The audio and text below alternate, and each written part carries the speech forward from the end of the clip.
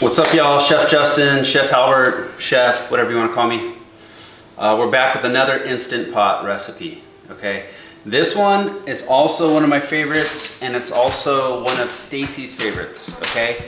It's a Instant Pot Barbacoa beef, all right? It's got chipotle, chilies, lime. I'm gonna add some garlic, shallots, sear it up in the Instant Pot, another one pot meal. You could also shred it, put it into tacos later, add some salsa on top. But I want to show you some good tips, some good tricks. All right, let's get started by showing you how to work with some shallots. If you haven't worked with shallots before, they're a milder version of an onion, a little bit sweeter. Like I said, a little bit milder.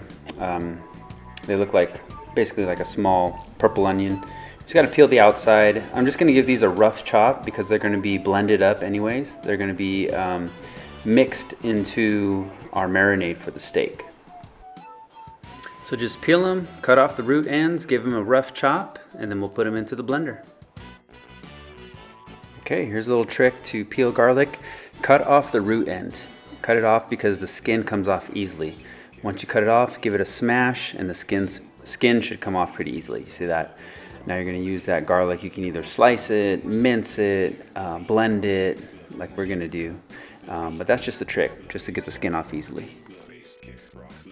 Now that you have your shallots and your garlic peeled, I'm putting it into this little food processor. You see this? This is a little Cuisinart attachment that I use for my immersion blender. I'm putting all the spices in there. I'm going to put some of the lime juice, the vinegar, some chipotle peppers, garlic, what else? Shallots. Oh yeah, a little bit of beer as well. Beer helps tenderize the meat and it gives it a little bit of flavor. These are chopped green chilies. I'm using half of a can here, just for a little more heat. Nothing too crazy. And these are the chipotles that are going in.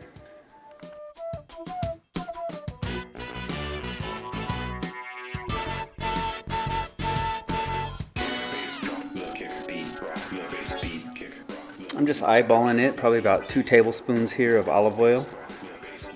With the Instant Pot set to saute, I'm browning the outside of the beef just to give it some flavor before I pressure cook it.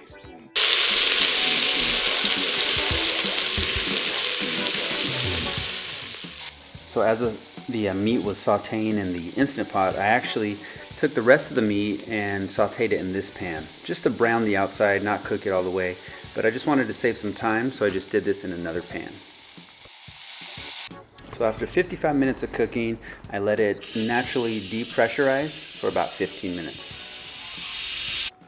Okay, so this is flank steak. Actually, that's why the steak looks a little bit different. This is from a second demonstration that I made.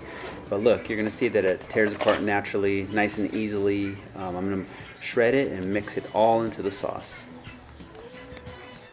All right, after I warm this tortilla, I'm adding some of my homemade salsa right on top. You could add plenty of other toppings. I just wanted to show you the bare minimum.